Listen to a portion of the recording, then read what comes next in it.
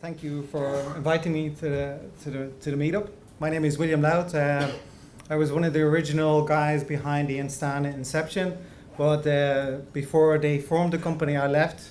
So I'm like actually there was 5 of us, so I'm the 5th Beatle, and then I just recently joined back into Instana. So a bit of background, I basically work in building systems that are self-adaptive software, cybernetics, applying that. I've 19 years building application performance monitoring products.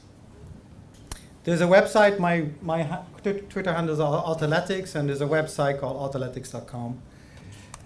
And you can find out the other products I built there. So my research quickly is on, I look at what's happening in the market on microservices, containers, event architectures, reactive systems, agents.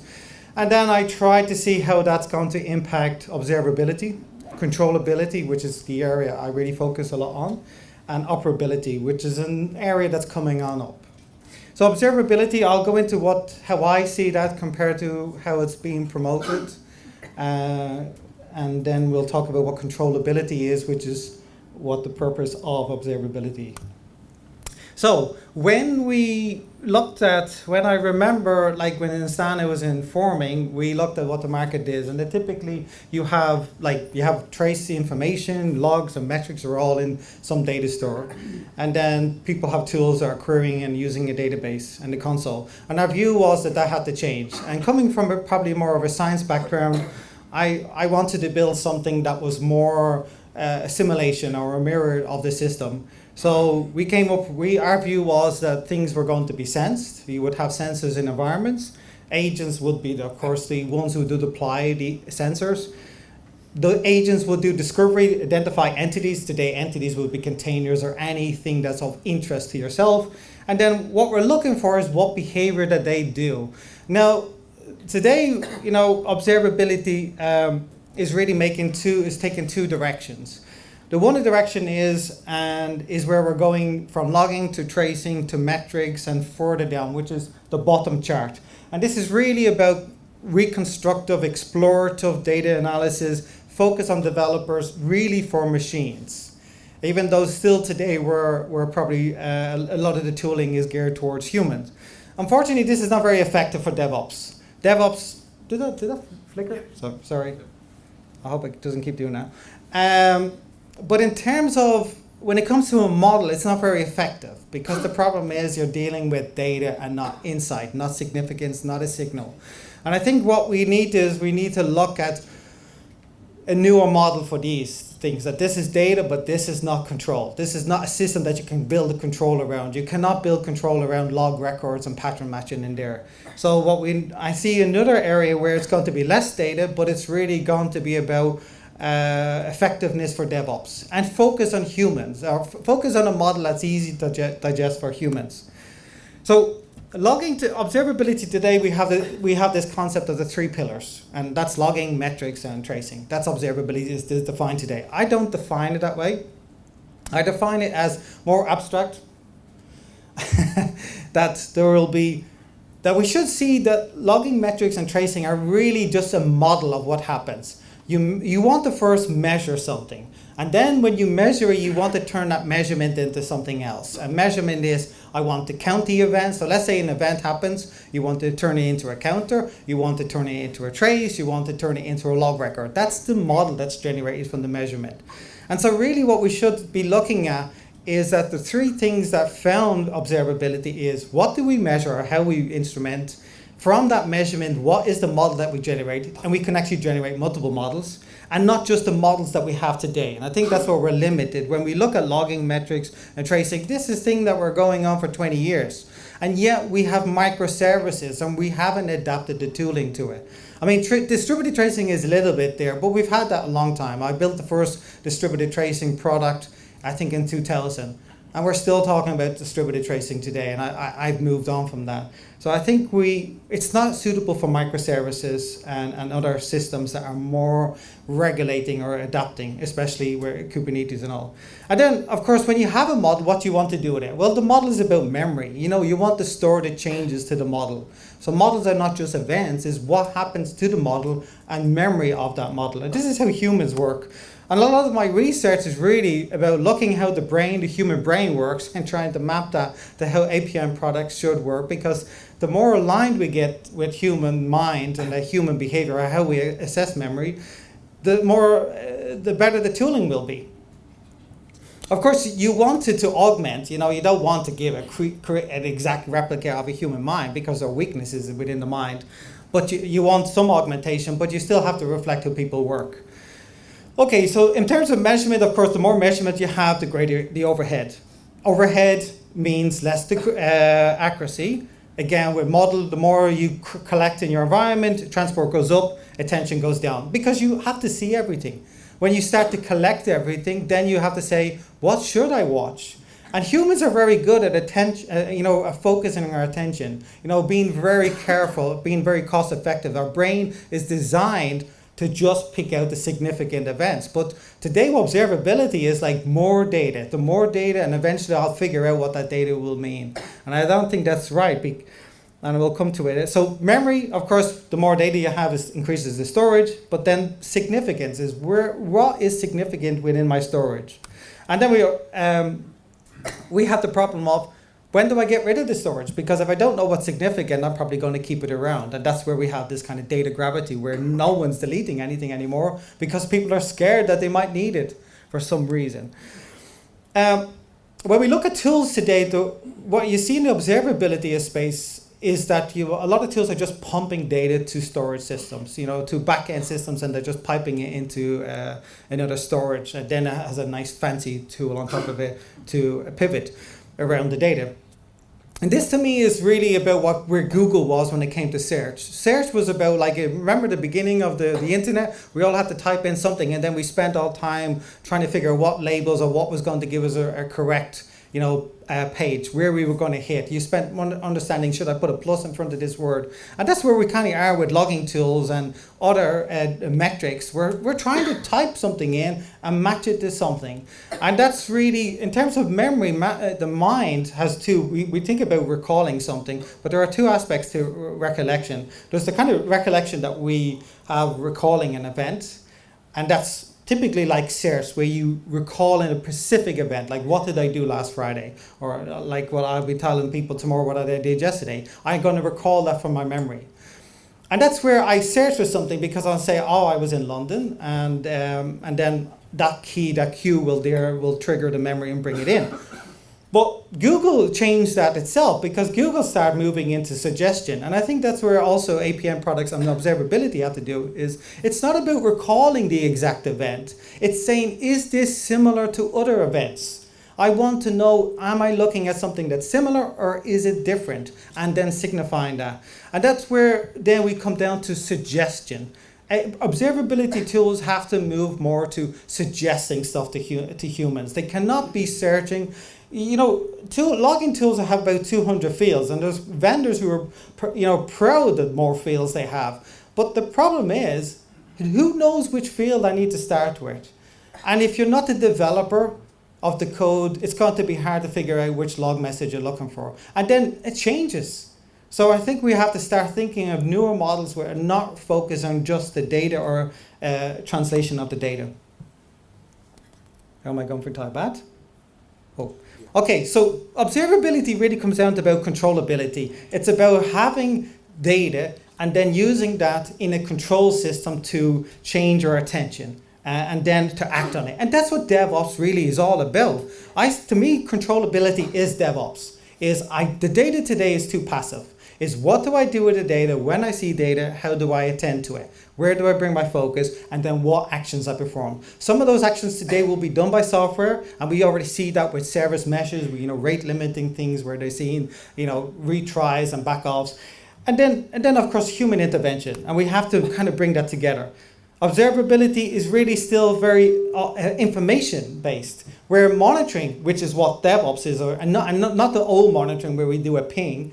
Monitoring is the process, it's the second order cybernetics of how we regulate observability. So I don't think monitoring is something second class. I don't think it's something that we should discard. Monitoring is the process where we say what should we observe, when it, and how we react to that, and how we control it, and then from there do management.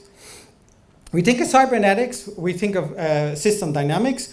In controls theory, we have basically a control system where data flows in, it goes into a process, output, and then there's a sensor and there's feedback loops between that. And that regulates the controller. That's what observability needs to do. And I want you to all to think about, every time you create a metric, say to yourself, what will this metric do?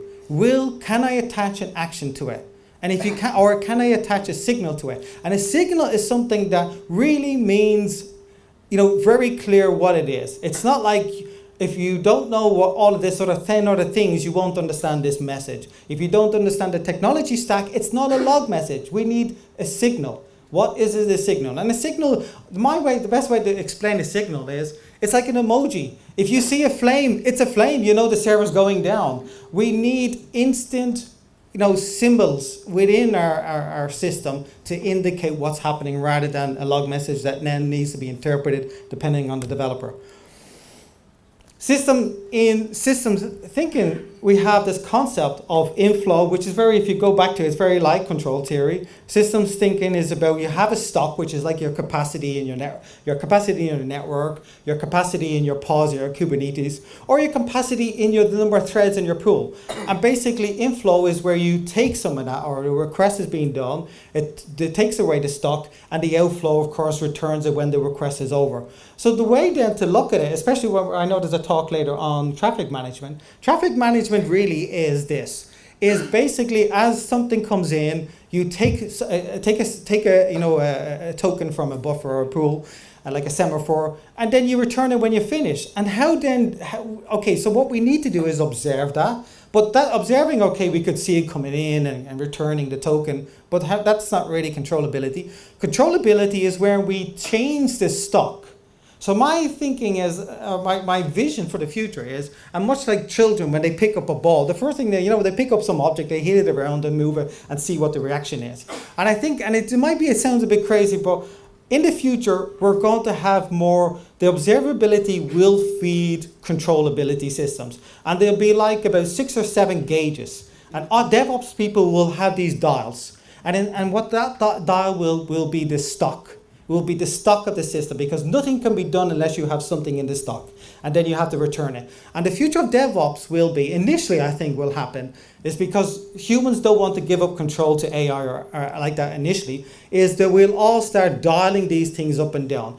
Because everything is changing a lot. We have a system code deployments are happening, and it's very hard to make memory of anything anymore, because 15 minutes later someone might have deployed something and it's a very different system. So what do you do when you can't have the old way of monitoring where nothing changed in 6 months and everybody knows what the pattern looks like? It's like, I know that pattern, and then as soon as it changes, I know what that means. You don't know that anymore, because you don't know whether it's because of a change, because of the environment, because of the workloads. It's very changeable environment. So I think we have to give up thinking that we're in control and at least in control by just observing, and we have to start experimenting. We have to be able to dial up and down in operations and see what happens. The great thing about that is you can see your immediate reaction. You can see the immediate response in your environment. You tweak something, you bring it up, you see if I add capacity, what happens. That improves, but another bottleneck forms. And I think that's the future of DevOps is learning. Initially, you'll probably have about 12 of these dials, and then someone will come along and say, here's 3 of them that do all the other 12. And eventually someone will say, here's an AI which will do it. And all you have to do is tell the AI, how sensitive do you want to be? What's your risk level? I remember in Interstellar when the guy said, I think, the robot, I forgot his name, but the robot had a level of joke, a level of humor. And I think that's the way for humans. We're good at exploring our limits, moving down and relating to the context. And I think that's where observability is going. We're going to start using observability to control, and the control when we do things will impact the observability. We'll have an immediate feedback on the system. We'll see what that does, and we'll learn how the system works. Of course, you want some safeguards, because no one wants to go, let's dial it down to 0 and everything crashes. No one wants that, but there will be, I think we need to do some experimentation on that, because there's no optimal system. Do I have 5 more minutes? Yeah. Okay. Okay. So that's the part where control comes in observability. Now get back to humans, because we can't manage systems the way they are today with the data that we're getting in. So how do we go back to building systems that are going to be easier for humans to operate? So we got that control, but still I don't know whether I should intervene. I can tie it to a metric, but I've gone into banks and they are proud of saying they have thousands of metrics, but no one really understands what metric is useful or is a signal. And then they say, well, we'll just apply machine learning to it, and that will figure it out. And everybody say, yeah, that's it. That I can tell you doesn't. Yeah.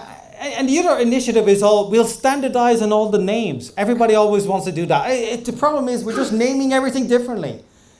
And then we need pattern language. We'll get patterns, we'll put the alerts in. No one does that.